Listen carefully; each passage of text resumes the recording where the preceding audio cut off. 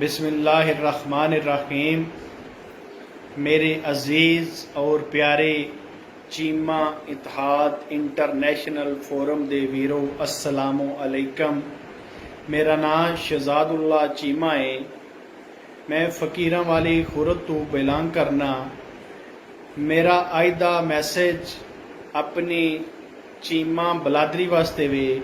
मैं अपील करना तमाम चीमा बलादरी नूं, दुनिया के कोने कोने ते रहन वाले चीमे भरावां नूं कि असी चीमा इत्तेहाद इंटरनेशनल फोरम का आगाज़ किया है, जिहड़ा कि तमाम सियासी वाबस्तगियां तो बालातारे, तमाम दीनी और ग्रुप बंदियां तो बालातर हो के असी फलाहे इंसानियत की खिदमत का एक मिशन नूं कायम किया।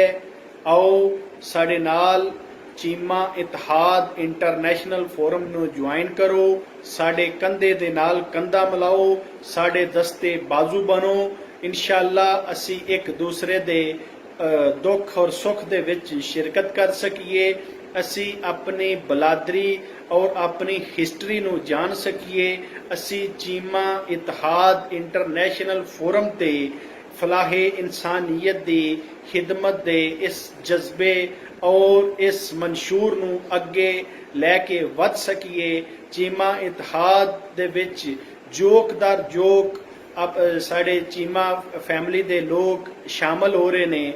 इंशाअल्लाह साडा ये प्लेटफार्म तमाम तर सियासी वाबस्तगियां तो बालातर है ते इहदे विच सिर्फ और सिर्फ असी फलाहे इंसानियत की खिदमत दा मंशूर और प्लेटफार्म नूं लैके चले हाँ। ते मैं अपील करना सारे इस नूं ज्वाइन करो ते इहदे विच अपना मुस्बत किरदार नूं अदा करो। पाकिस्तान जिंदाबाद। चीमा इत्तेहाद इंटरनेशनल फोरम पाइंदाबाद।